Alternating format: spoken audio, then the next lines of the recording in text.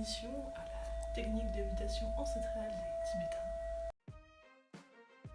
Coraline, j'ai 24 ans et je sors d'un master en médiation culturelle à Rennes 2. Rennaise, politisation, droits des femmes. Bon, 5 mots.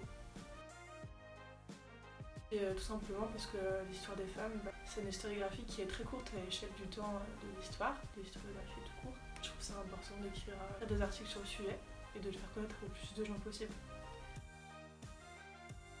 Une photographie d'un tag qui a été pris à Rennes et qui est une forme d'expression politique. La canule utilisée pour l'avortement par aspiration qui est 100 fois plus sûre que l'aiguille à tricoter. Anne Cognier, figure incontournable du féminisme à Rennes, qui a milité à la fois dans le milieu associatif et municipal.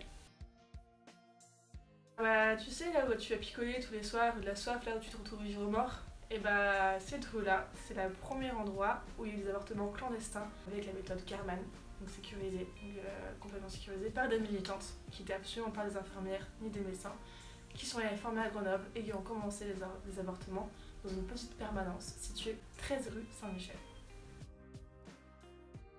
1997, les élections municipales de Rennes, avec un record pour l'époque de 30% de femmes élues. Le documentaire Histoire d'art, réalisé par deux militants, Charles Balmont et Maria Ezertel, censuré par le ministère des Affaires culturelles en France.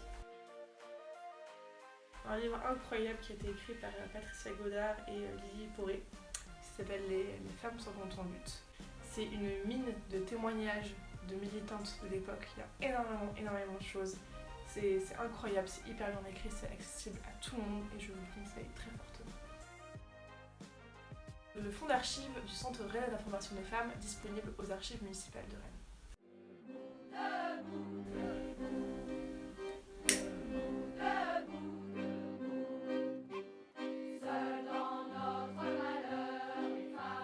Retrouvez cet article sur le site du Peuple Breton.